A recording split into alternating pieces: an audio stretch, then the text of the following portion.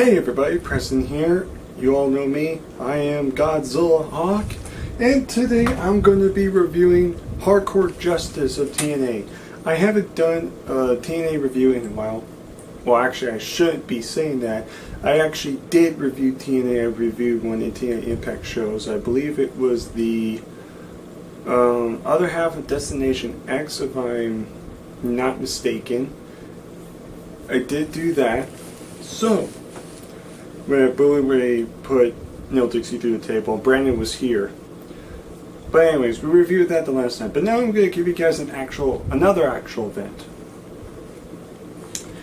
Now, we're going to do Hardcore Justice.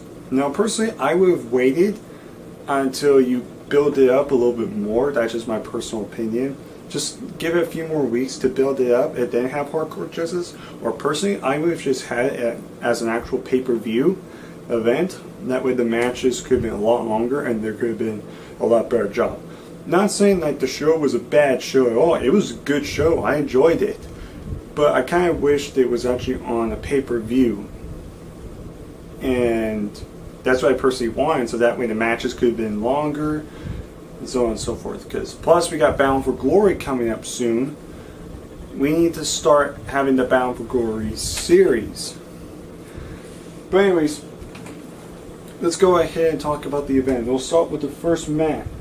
Start off with the first match, and that is Bram versus Abyss in a Stairway to Janice match. First of all, I like this concept. If you saw the Triple H versus Kevin Nash sledgehammer ladder match, it's similar to that, except with a sledgehammer hanging, it's Janice, and there's a lot more, stuff you could do. There were steel chairs used, there were trash cans used, barbed wire, boards, ladders, and of course Janice. Good way to start the match. Good way to start the event. Fans loved it. And even though it says here it was only about almost a 9-minute match, even though it was a little short, it didn't have to be very long. This proved that you don't need to have a 15-20 minute match to be good. This match had a lot of great spots. Of course, the chokeslam from the top of the ladder was cool. You had Abyss falling through and hitting the corner of the barbed wire board. That was a good spot. You had the thumbtacks in there, of course. Bram actually ended up bleeding during the match, which was kind of cool to see. And then you had him land on thumbtacks, and you can see the blood dripping down. I personally thought Abyss was finally going to win after, last two times Bram has defeated Abyss, so I figured they were going to give it to Abyss this time, but they're not. In fact, Bram won again, which I'm kind of surprised. I'm assuming now they're going to have one more match. They'll definitely have another match, I guarantee you they will. The only problem I have with this is what match are they going to do? They can't do a no-holds Monsters Ball match because they've already done that twice. They can't do a Stairway to Janice again because that'll get repetitive. My only concern is what kind of stipulation do you think they'll have? Do you think it'll be a first blood match? Do you think it'll be a KO match? I don't know what they're going to do. But for what it was a good opener, and we'll just see what happens from there. Next match, it was Samoa Joe versus Low Ki for the X Division Championship. This match, for the first minute, started very slow. The fans were chanting boring because they weren't really doing anything. Until finally they ended up picking the pace and it ended up being a really good match.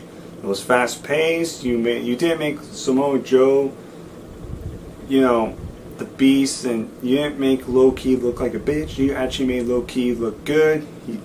He had the speed and agility. You made both guys look talented and good. And that's what I liked about it. Excuse me. Sorry about that.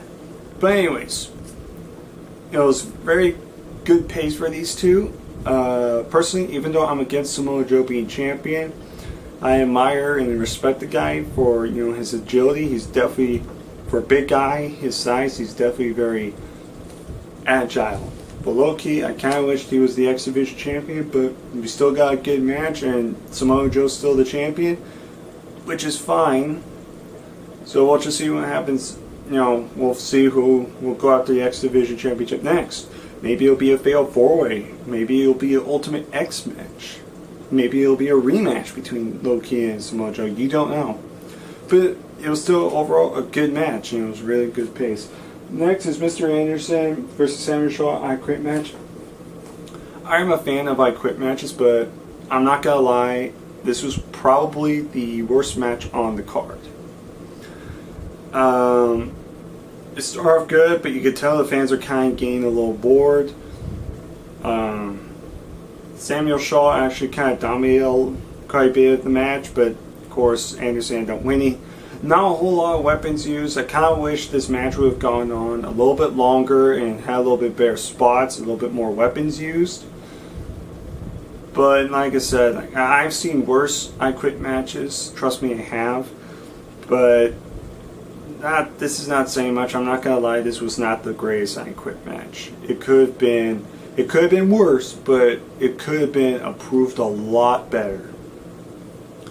That being said, it wasn't anything special. If you missed it, you know what? It's okay.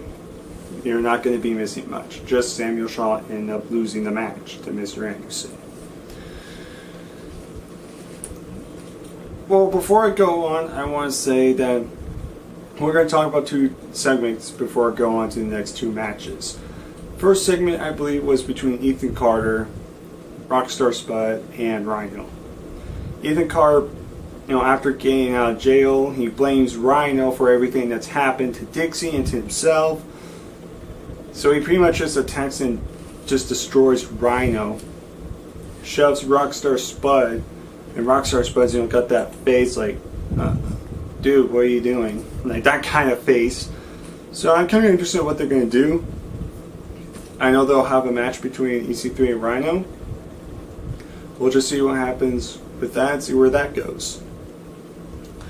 Then we have the Dudley Boys and the Hardy Boys and the Wolves.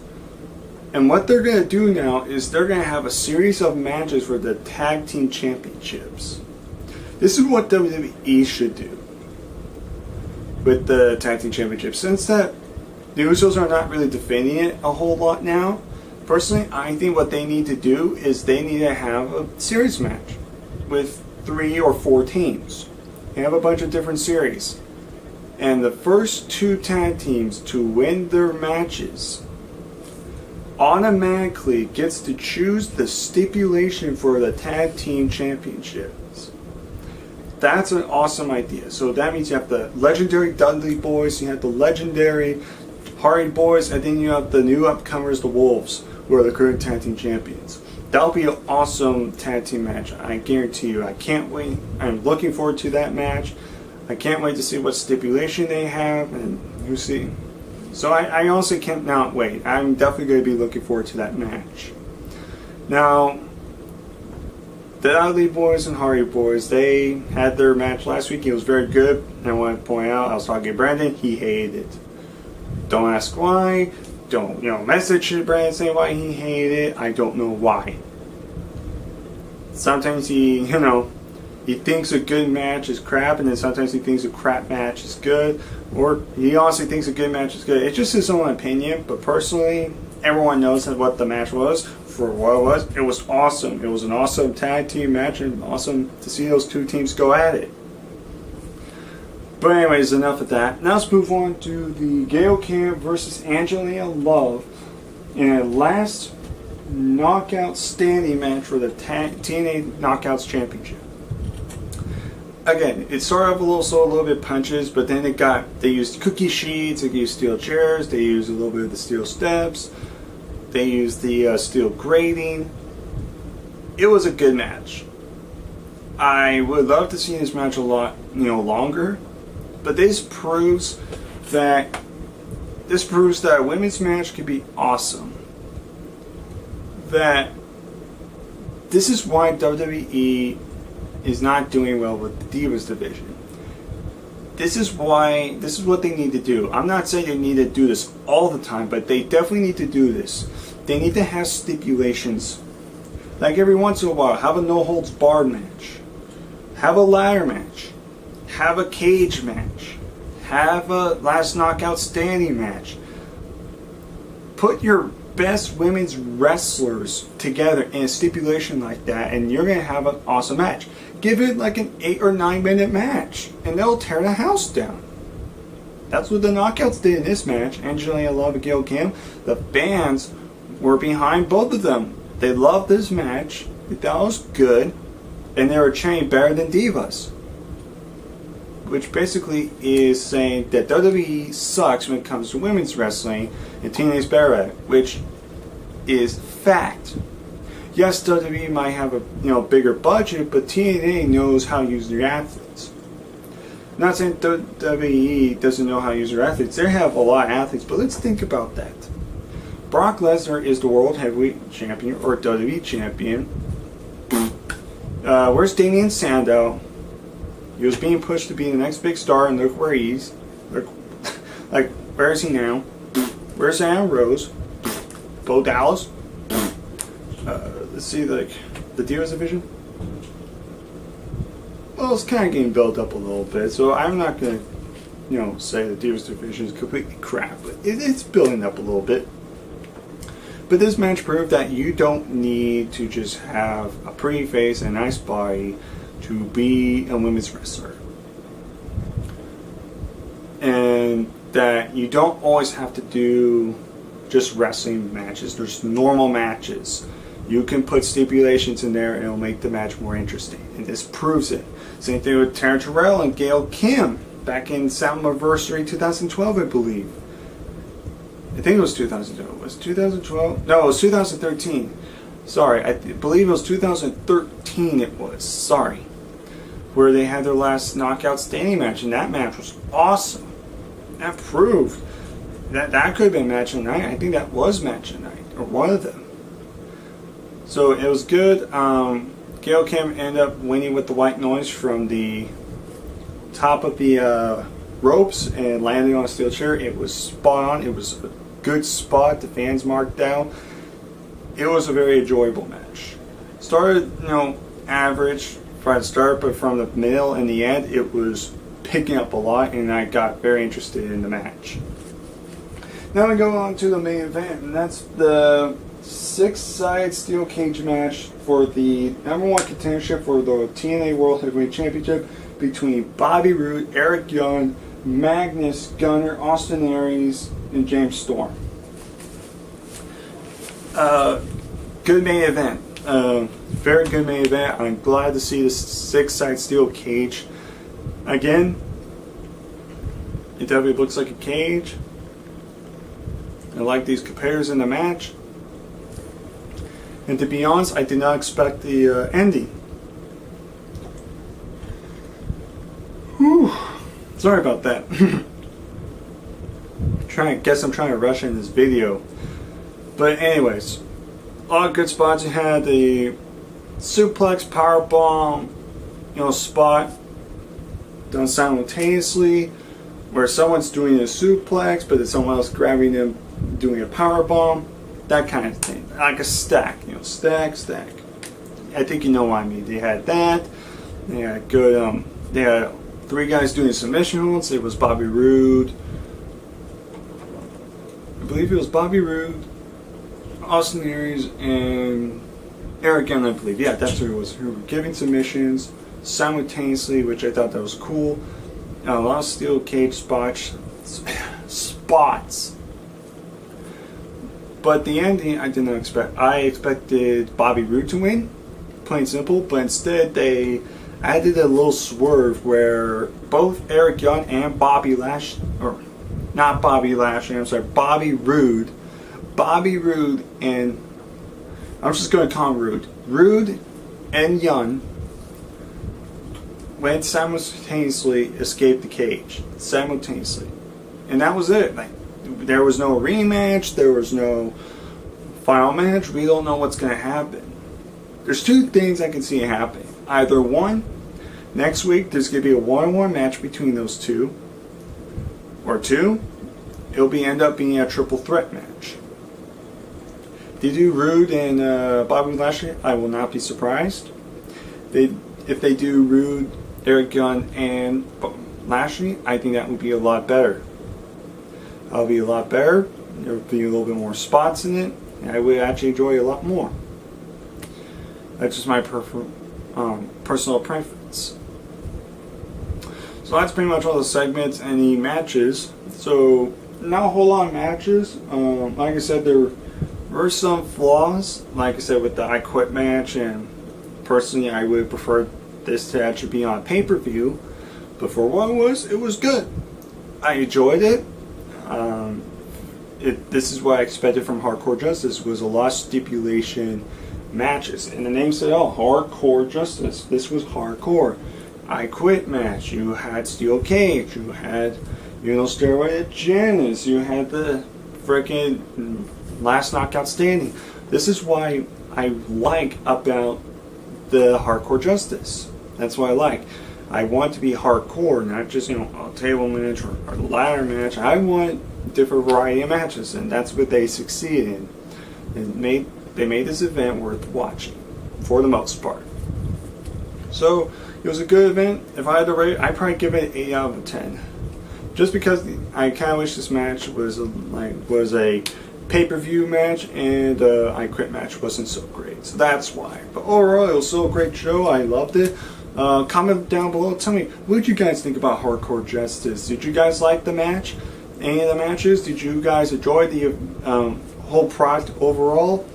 What are your thoughts? Honestly, don't forget to vote down below. There'll be a link down below for the Wrestler Talk. Vote as many times as you want. Please vote as many times as you want, because Brad and I will be making a video short very soon on the Wrestler Talk. So keep voting, because you may never know when we'll do a video. And don't forget to do the don't forget about Venom versus Carnage. Who's better between those two? That video will be coming very soon. Hopefully I'll let you know when we'll make it. Like I said, we're just waiting on one person, and once that person can contact me and we can find out and straighten things out, I will let you guys know when we'll be doing that video. But other than that, that's pretty much it. So I hope you guys enjoyed this video. So you know me, I am Preston Godzilla Hawk. Now, if you guys want to stay for this part of the video, you can. Otherwise, that's the end of this video. But now I'm going to move on a little bit, because this has to do with this. Scott Kizagale, you end up turning out to be the guy that was commenting. I'm not gonna lie, Scott. I really thought you were somebody else. I really did. I watched your video the moment I heard you first talking. I knew it was you. But still, I was shocked. I was very shocked. But you know what, man? I respect you. I'm not gonna treat you like an enemy. I'm not even going to treat you as an opponent. I'm going to treat you as a friend. And you really want a Falls County rematch, and you really want to face me?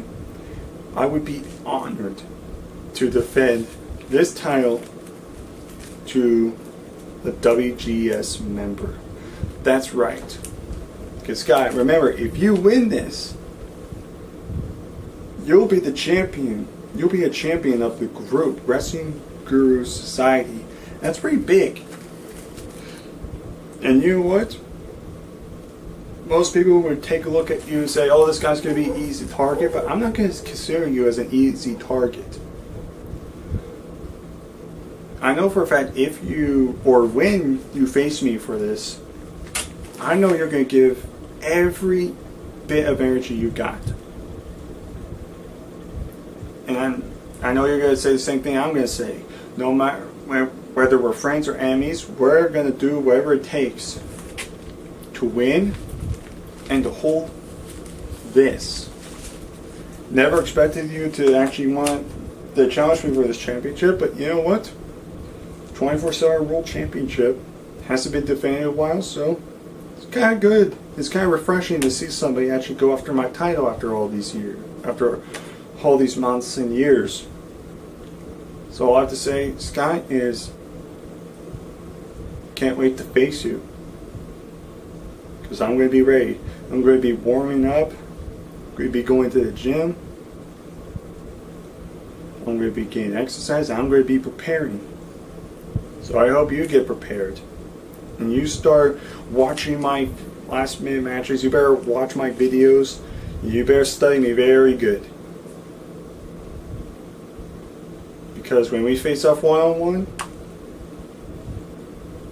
I'm going to give it everything I got.